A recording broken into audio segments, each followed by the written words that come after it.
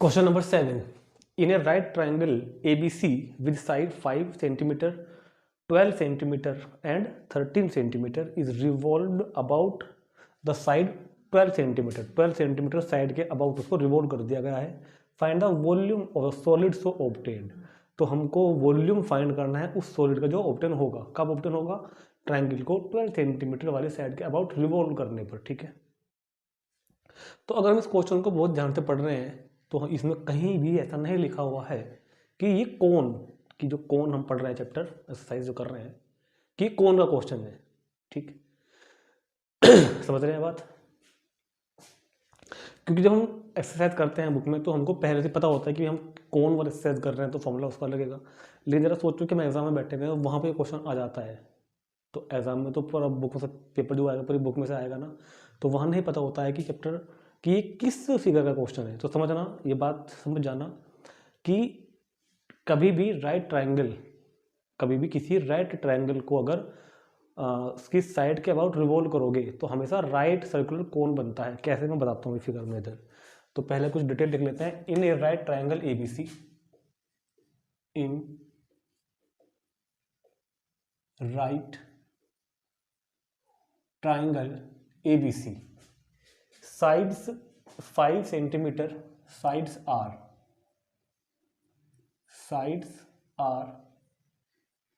5 centimeter, 12 centimetre and 13 centimetre. तो तीन side है राइट ट्रायंगल में, 5, 12 एंड 13. तो देखो जब राइट ट्रायंगल बनाओगे तो एक तो एंगल 90 का रखोगे ना कोई सा. तो मैंने इस एंगल को यहाँ पर 90 मान लिया. ठीक. क्योंकि इसने हमको नाम तो कहीं दिए नहीं है, इसने क्वेश्चन में हमको नाम तो कहीं को नहीं दिया है कि ABC कहाँ माना है. तो हमारी इच्छा हम कहीं भी ABC मान सकते हैं. तो मैंने मान लिया फिलहाल B पर राइट एंगल है और ये साइड बन गई मेरे पास AC. ठीक. ये साइड कौन सी बन गई है? AC. तो triangle ABC right angle at B, कहीं कोई साइड मान सकते थे हम. जरूरी नहीं कि B ही यहाँ लिखना था. यहाँ हम A भी लिख सकते थे राइट एंगल पर, C भी यहाँ लिख सकते थे, कहीं लिख दो. मगर थोड़ी सी बात ये है कि साइड कौन सी मानी जाए. 12 कहाँ मानूँ, 5 कहाँ मानूँ, 13 कहाँ मानूँ. तो अगर आप बहुत ज़्यादा देख रहे हैं और आपको थोड़े प्रैक्टिस अगर है तो this is a Pythagorean triplet. ये एक पाइथागोरियन ट्रिपलेट बन रहा है 5, 12, 13 कि इन दोनों साइड के स्क्वायर्स का सम इसके स्क्वायर के इक्वल आ रहा है ना. 5 का स्क्वायर 25, 13 का स्क्वायर 169 और 12 का 144. ठीक.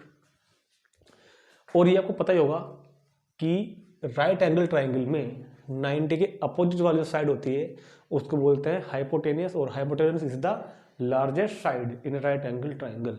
तो यहाँ पर बहुत अच्छी तरह से पहले बात ये समझनी पड़ेगी कि यहाँ ये साइड कौन सी मानी जाएगी. तो कभी यहाँ पर 5 लिख दो या फिर यहाँ पर 12 लिख दो. नहीं, ये हाइपोटेनियस है तो ये 13 सेंटीमीटर ही होगा. ठीक. क्योंकि राइट एंगल ट्राइंगल में जो 90 के अपोजिट वाली साइड होती है वो क्या होती है? Largest side. ठीक. अब बची बाकी दोनों 5 और 12. तो क्योंकि इसने क्वेश्चन को किस साइड के अबाउट रिवॉल्व किया है? 12 सेंटीमीटर वाली की. अच्छा, ये हम कोई सी मान सकते हैं, चाहे इसको मान लो चाहे इसको मान लो, कोई प्रॉब्लम नहीं है, कोई सी मान लो. फिर भी इसको हम 12 मानते हैं यहाँ पर. क्यों? और इसको मानता हूं मैं 5. इसमें कोई प्रॉब्लम नहीं थी. 5 यहाँ मान सकता था, 12 यहाँ मान सकता था. क्योंकि 12 वाली साइड के अबाउट रिवॉल्व किया है तो थोड़ा सा फिगर को समझने में आसानी रहेगी, इसलिए मैं 12 को यहाँ बना रहा हूँ वर्टिकल वाली लाइन को. और अब इसका मैं नाम लिख देता हूँ. AC को मैंने क्या लिया है? 13 सेंटीमीटर. AB को हमने लिया है 12 सेंटीमीटर और BC को क्या लिया है? 5 सेंटीमीटर. अब ये मैं बताऊँ, जब हम कभी किसी राइट एंगल ट्राइंगल को, ये मेरे पास एक राइट एंगल ट्राइंगल है, बहुत ध्यान सुनना बात, ABC, और इसको इस वाली साइड के अबाउट AB के अबाउट ऐसे पकड़ो. ठीक. और इस तरह से रिवॉल्व कर दो, घुमाओ ऐसे पकड़ के. ये मान लो AB है, जैसे कि हाथ का पंखा होता है ना, घरों में होता है हाथ का पंखा होता है ना, उसकी डंडी पकड़ के ऐसे घुमाते हैं जब हवा करते हैं. ऐसे ही इसको AB साइड के अबाउट पकड़ो और ऐसे बहुत तेज घुमाना शुरू कर दो. तो हम इसको रिवॉल्व कर रहे हैं ना, तो रिवॉल्व करने पर बहुत ध्यान से समझो, एक चीज आपको इधर भी दिखाई देने लगेगी. ठीक है. इस तरह की कुछ करके, इस तरह की. तो मतलब कहने का ये है कि कभी भी किसी राइट एंगल ट्रायंगल को अगर उसकी राइट एंगल वाली जो साइड है उनसे किसी भी एक साइड के अबाउट, चाहे तो इस वाली के चाहे तो इस वाली के, परपेंडिकुलर के या बेस के अबाउट अगर रिवॉल्व करोगे तो वो एक राइट सर्कुलर कोन ही बनता है हमेशा। मतलब जब मैं ट्राइंगल एबीसी को 12 सेंटीमीटर वाली साइड के अबाउट रिवॉल्व करूंगा तो ये अब बहुत ध्यान से सुनना मेरी बात, ये अब एक राइट सर्कुलर कोन की तरह हमको दिखेगा। मतलब क्या दिखेगा, अब हमको ये चीज़ दिखाई देगी, अब हमको ये चीज़ दिखाई देगी, ये वाली,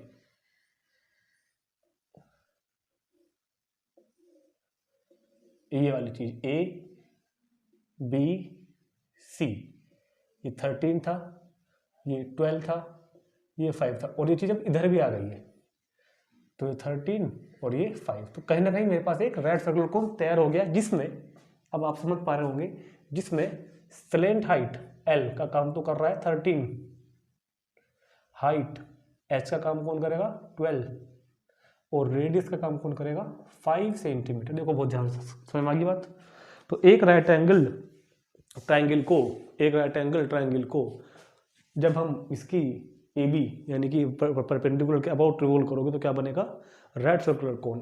अगर हम बी सी के अबाउट रिवॉल्व करते हैं तो भी राइट सर्कुलर कोन ही बनता है, ठीक।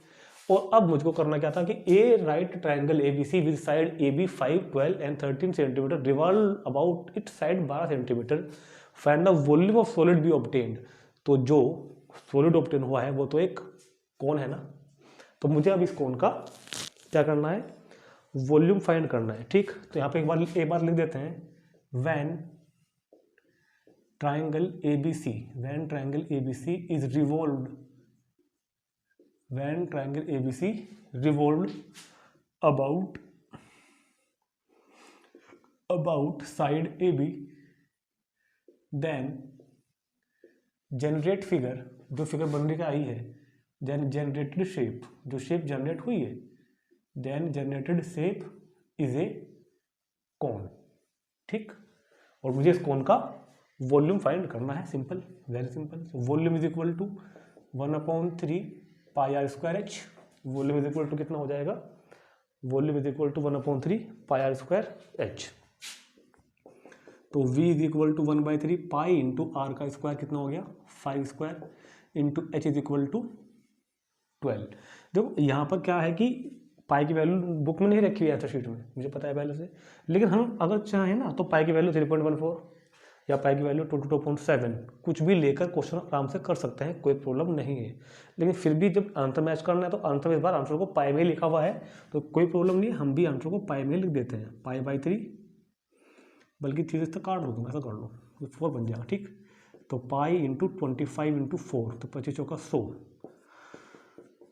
तो v is equal to 100 pi centimetre cube, क्योंकि आंसर छोड़ा हुआ है पाई में तो हमने भी पाई में ही लिख दिया है। अगर आप चाहो तो 3.14 लिख के, अगर आगे चाहो तो ऐसा कर लो ना, कौन मना कर रहा है आपको, 3.14 तो कितना बन जाएगा 314 सेंटीमीटर क्यूब, चाहे यहाँ छोड़ दो आंसर, कोई दिक्कत नहीं है, 22.7 लिख के कर दो तब भी कोई दिक्कत नहीं है। तो ये हमारा क्वेश्चन नंबर 7 भी कंप्लीट हो गया है, ठीक। अभी हम करते हैं क्वेश्चन नंबर 8, क्योंकि क्वेश्चन नंबर 8 इसी से जुड़ा हुआ क्वेश्चन है एक, तो हम इसको रब नहीं कर रहे हैं यहाँ पर, यही क्वेश्चन नंबर 8 शुरू करता हूँ अभी, बिल्कुल वो भी ऐसा ही है, क्योंकि और देखो आगे बस यही बताता हूँ। क्वेश्चन नंबर 8 पढ़ो ध्यान से अपनी बुक में या फिर यहीं सामने। If the triangle ABC in the question number 7 above, इसी क्वेश्चन नंबर 7 में अगर इस ट्राइंगल एबीसी को हम रिवॉल्व करें 12 के बजाय 5 वाले साइड के about the side 5 centimetre, then find the volume of solid so obtained. अब जो सॉलिड बनेगा अब उसका वॉल्यूम फाइंड करना है, ठीक। तो अब हम क्या करते हैं इसी क्वेश्चन नंबर 8 में, अगर एग्जाम में क्वेश्चन अगर ये आता है ना तो वहां पर क्वेश्चन नहीं ऐसे नहीं आएगा फिर यहाँ से कि if the triangle ABC question number 7, वहां पे ऐसे नहीं आएगा, वहां तो फिर दोनों क्वेश्चन जुड़ के पूरे बन के आएंगे कि एक बार तो ट्रायंगल को रिवॉल्व किया है 12 सेंटीमीटर साइड के अबाउट, और फिर दूसरी बार क्वेश्चन को ट्रायंगल को रिवॉल्व किया है 5 सेंटीमीटर वाले साइड के अबाउट। तो अगर हम when triangle ABC is revolved, when triangle ABC is revolved about the side BC, then generated shape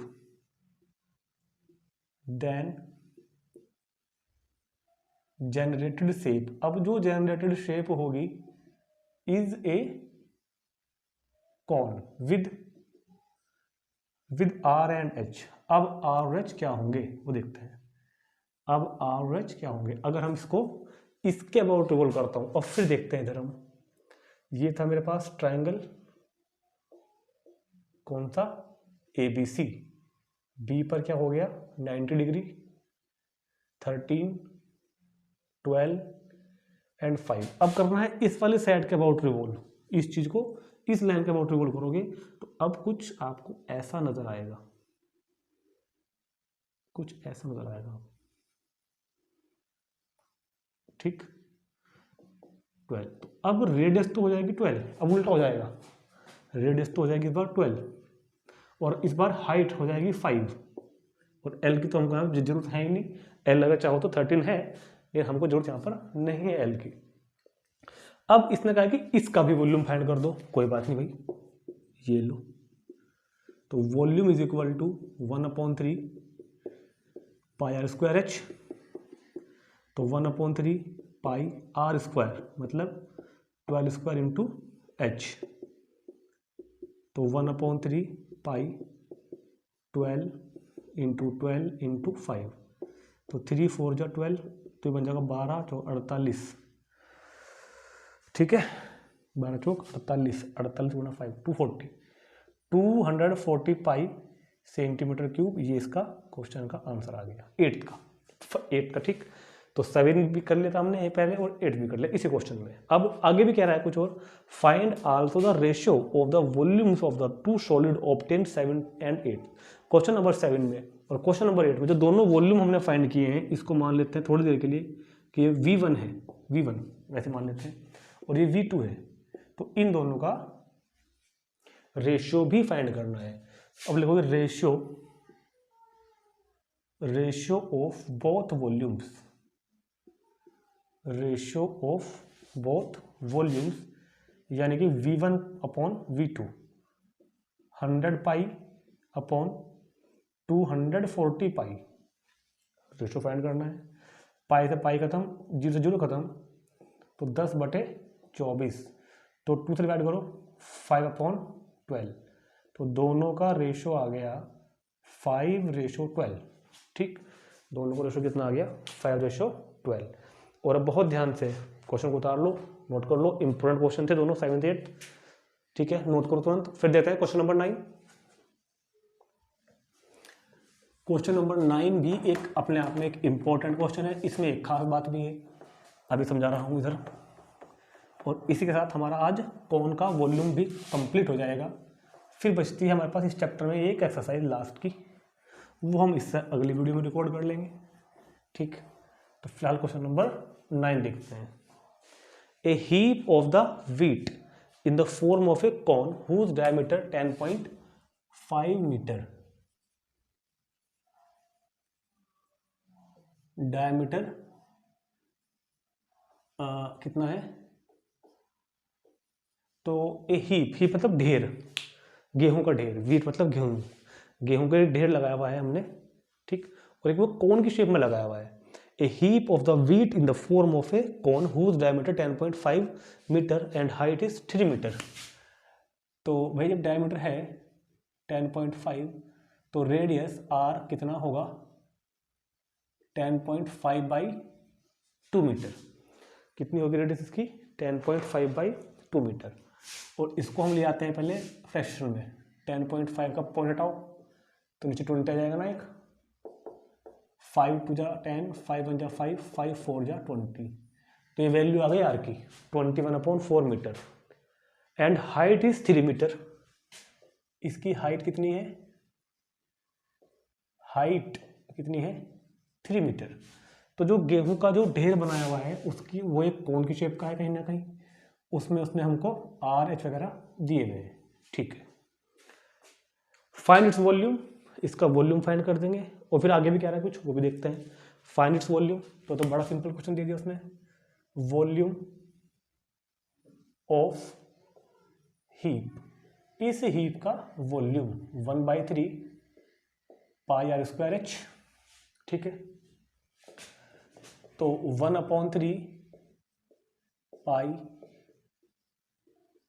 are का स्क्वायर और इंटू कितना h, तो 1/3 22/7 21 इंटू 21/4 इंटू 4 इंटू 4।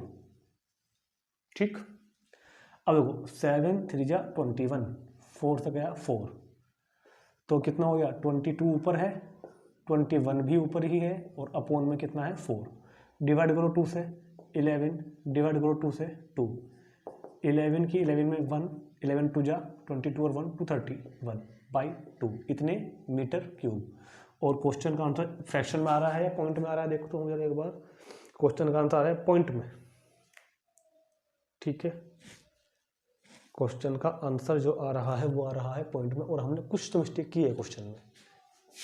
3 था ये हाइट कितना था 3 था, तो ये तो हमने सारा खेल ही बिगाड़ दिया, अब हमको करना क्या पड़ेगा, ये फॉर्मूला नहीं कटेगा यहाँ से, कोई बात नहीं, दोबारा देखते हैं यहाँ से क्वेश्चन को। 1/3 पाई आर स्क्वायर एच, तो 3 7 21 तो कट गया था ना, अब क्या बचा मेरे पास 22 21 और 3, 22 21 3 अपॉन 4 इंटू 4, डिवाइड करो 2 से, तो 11 21 से 63/8। तो देखो कैलकुलेशन नहीं कर रहा हूँ अभी, कि कैलकुलेशन फिलहाल देख के लिख दे रहा हूँ, 86.625 मीटर क्यूब। क्योंकि इस क्वेश्चन में जो कैलकुलेशन वाकई में जो समझाने वाली है वो मैं आपको अब समझाऊंगा अगले पार्ट में इस क्वेश्चन के। ये जो आप पढ़ लोगे डिवाइड, तो 8 से डिवाइड करना कोई बड़ी बात नहीं है। फिलहाल तो सिंपल वाला पार्ट मैंने करा दिया है, वॉल्यूम ऑफ कोन हमने निकाल दिया। अब चलते हैं आगे, अब जो बात समझने की, अब देखते हैं करना क्या है, कि हमको क्वेश्चन में अब देखते हैं कि करना क्या है। क्या कह रहा है पढ़ो, the heap is to be covered by canvas to protect it from rain, इसको बारिश से बचाने के लिए इसको कैनवास से कवर करना है। तो find the area of the canvas required, समझ गए होंगे, CSA फाइंड करना है, क्योंकि हमको उस हीप के CSA को तो ढकना है कैनवास से, तो CSA हमको यहाँ पर क्वेश्चन में कहना है इसका फाइंड करना है। तो आइए, एरिया ऑफ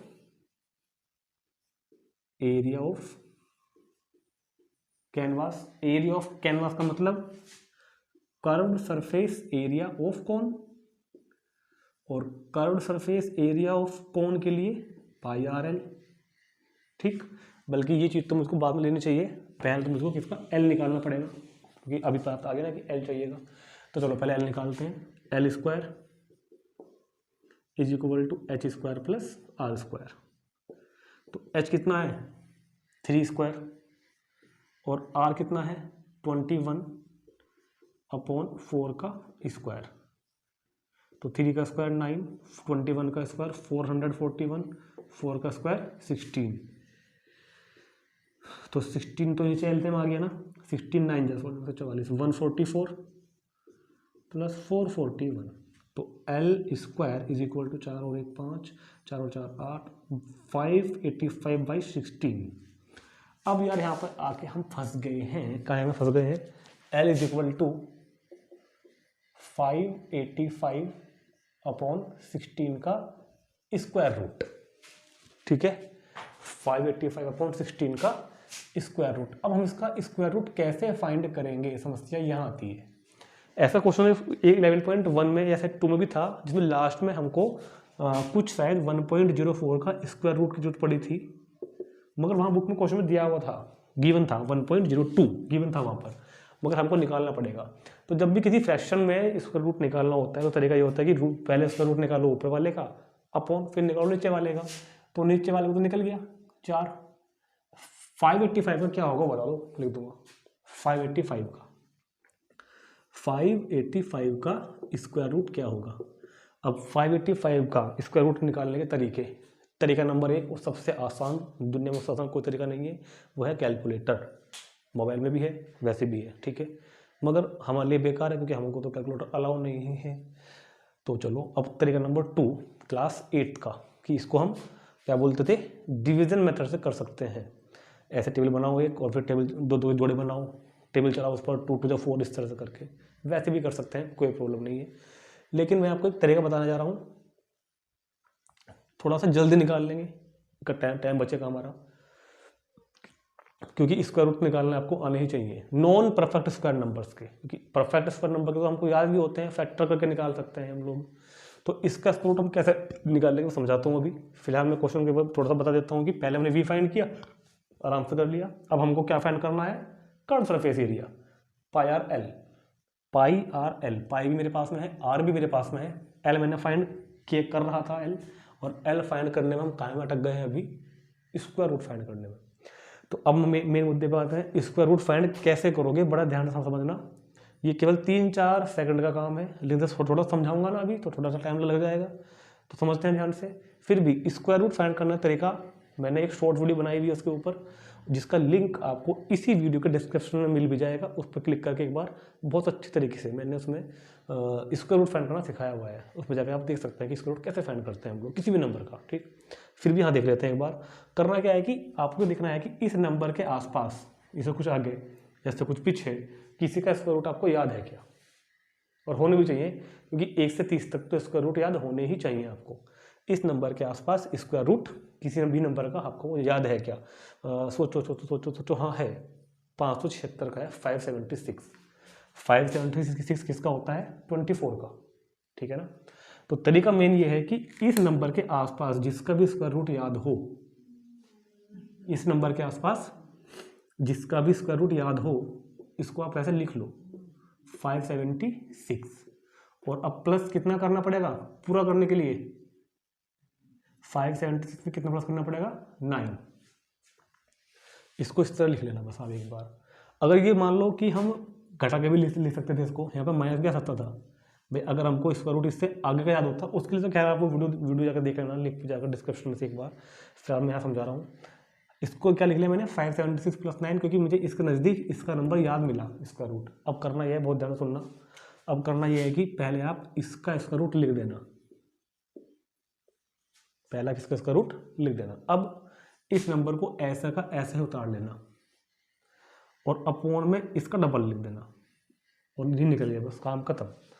स्क्वायर रूट निकालने का तरीका यहाँ भी बता रहा हूँ, नहीं तो आप इसी वीडियो के डिस्क्रिप्शन में जाकर लिंक पर क्लिक करके एक बार अच्छे समझने से, मैंने काफ़ी सारे क्वेश्चन करवाए हुए भी हैं समझाने के लिए। ठीक है, तरीका क्या है कि पहले इसको लिखो कि इसके पास किसका स्क्वायर रूट आपको याद है, इस नंबर का हमको याद होता है, +9 कर दिया हम साथ में। ठीक है, पूरा करने के लिए अब इसका स्क्वायर रूट लिखो, लिख दिया। अब हमने 9 को लिखना है जू का तू, और फिर अपॉन में क्या आना है, इसका डबल। और अब हम इस कैलकुलेशन को सोल्व कर लेंगे, तो 24 प्लस, ठीक, 24 प्लस 3 को डिवाइड करो 16 से, 3 को डिवाइड करो किससे, 16 से, तो पॉइंट लगा, बढ़ाओ, 16 दूनी 32, 16 एकम 16, कितना बता नीचे, 14, 16 अट्ठे 128, कितना बचा, 12, 16 सत्ते 112, कितना बचा, 8, 16 पंजे 80, 0.1875। तो इसका स्क्वायर रूट निकल के आया 24.1875, रूट 585 का स्क्वायर रूट ये निकल के आ गया, वहाँ रखने के लिए 24.1875। और अब इसको डिवाइड किससे कर दो, 4 से। इसको 4 से डिवाइड करके, इस संख्या को 4 से डिवाइड करके लगभग आएगा मेरे पास 6.05 अप्रोक्सीमेट हमने लिया है, क्योंकि ये काफ़ी आगे तक जाएगा डिवाइड करते करते। ठीक, अप्रोक्सीमेट, ठीक है, तो इतना वैल्यू मैंने काम कर जाएगी। जब डिवाइड करोगे आप, ये निकल के आएगा 6.05, और बस अब तो काम खत्म ही हो गया। अब तो हमें इसका पाई आर एल फॉर्मूला लगाकर क्वेश्चन को पूरा कर लेना है। ये मैं ऐसे रब नहीं कर रहा हूँ अभी, उतार देना बाद में आप। तो क्या था, CS से हम क्या कर रहे थे, CS से। तो एरिया ऑफ कैनवास, तो area of canvas is equal to क्या था, एरिया ऑफ कैनवास क्या था, curved surface area of cone, curved surface area of cone, मतलब कि पाई आर एल, और पाई की वैल्यू 22/7 इंटू आर, आर की वैल्यू 21/4 इंटू एल, एल की वैल्यू 6.05, तो 7 3 जा 21, 22 66 इंटू 6.05/4, तो 66 इंटू 6.05/4। इस कैलकुलेशन को आप मल्टीप्लाई वगैरह अपने आप कर लेंगे, और आंसर आएगा फिर 99.825। 99.825 मीटर क्यूब। ये इस क्वेश्चन का कंप्लीट सॉल्यूशन निकल के आ गया है। ठीक, तो एक्सरसाइज हमने कंप्लीट कर ली है, कौन का वॉल्यूम भी हमने कंप्लीट कर लिया है। इसके लिए मैंने आपको बता ही दिया है कि इस वीडियो के डिस्क्रिप्शन में जाकर लिंक पर जाकर एक बार स्क्वायर रूट और क्यूब रूट वगैरह और भी काफ़ी सारी सिंपल मल्टीप्लाई करने की ट्रिक्स हैं उसके अंदर, वो आप लोग देख सकते हैं। ठीक, अब आप इसको एक बार अच्छे से रिवाइज कर लीजिए। कोई क्वेश्चन समझ में ना आया हो तो मुझे कमेंट करके जरूर बताएं और इस वीडियो को ज़्यादा से ज़्यादा शेयर भी कर दें। ठीक है, तो बस आज के लिए इतना ही रखते हैं हम। थैंक यू, फिर मिलते हैं इससे नेक्स्ट वीडियो में।